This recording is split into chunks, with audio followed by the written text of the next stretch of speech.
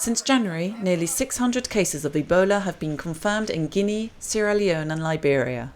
The meeting held in Ghana shows that the region's health ministries recognise the scale of the outbreak. Working in all three affected countries, MSF hopes that this awareness will convert into concrete action because the outbreak is far from under control. The teams in Gekedu in Guinea have treated 130 patients and 31 have recovered, like this young boy.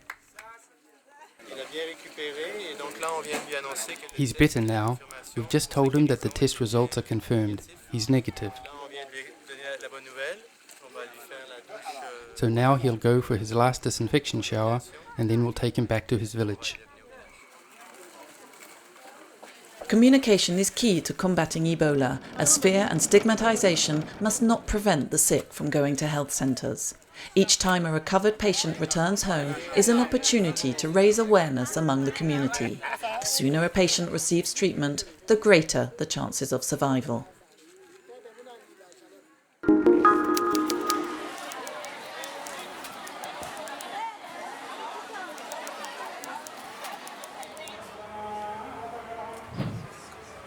It's prayer time here in PK5 district. Several thousand Muslims are living around the central mosque in what used to be one of the capital's major trading areas. The other Muslims have already left Bangui for the east of the Central African Republic or a neighbouring country. Mpoko camp at Bangui airport is just a few kilometres away. It has transformed into a vast slum and is home to 30,000 Christians. Those still in the camp are the most vulnerable. They can't go back home because it's not safe or because they've lost everything. They've got no home to return to. They're the poorest people and the camp is becoming a slum. 90% of Muslims in the west of the country have fled abroad. Those still in the Central African Republic are trapped in enclaves like this church compound in Kano, where close to 1,000 people have taken refuge. Protected by African Union soldiers, they are right in the middle of the town, which is held by the mainly Christian self-defense militia Anti-Balaka. Anyone leaving the church risks being attacked. If peace returns, we can go home, but there's nothing left. Our homes are destroyed. Everything's been smashed or stolen.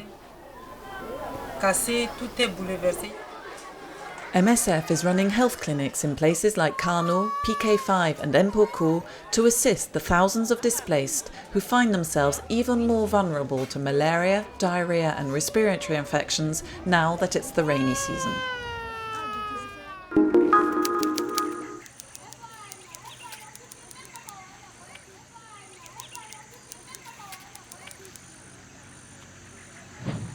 Four MSF staff members were abducted during an assessment of healthcare facilities in Kamango. 1 year later, MSF is still without news of Chantal, Philippe, Richard and Romy. Their names have been added to the long list of people who have gone missing in North Kivu. On a des preuves de vie indirectes via des prisonniers de guerre. We've had indirect proof of life from prisoners of war or former hostages who have told us that our colleagues are still alive. Dans tous les cas, depuis le premier jour, une équipe de cellules de crise. From day one, we have had a crisis team unit doing everything in its power to find them and bring them home to their families. Les collègues et organiser le retour auprès des familles. There are thought to be several hundred people being held hostage in North Kivu. Military operations have enabled the Congolese army to regain control of a number of areas formerly held by rebel forces. MSF is calling for all care to be taken to safeguard the lives of the hostages.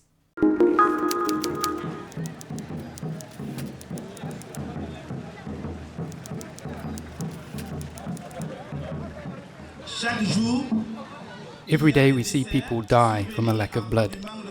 We are here this morning to honour blood donors in Kutiala. In Kutiala in South Mali, MSF teams manage the country's second biggest blood bank. On the 14th of June, they wanted to thank donors for helping them to save lives and raise awareness of the importance of giving blood. To stop people dying from lack of blood, more regular donors are needed.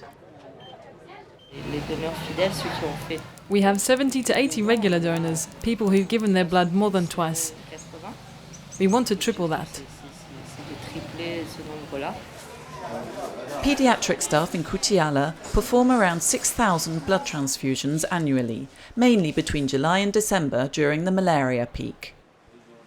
Children with malaria often suffer from severe anemia and require an emergency life-saving blood transfusion, as do women who lose a lot of blood during childbirth and road casualties.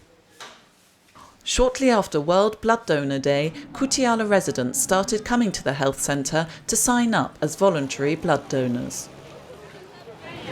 Are you going to continue to donate blood? Yes, I hope so.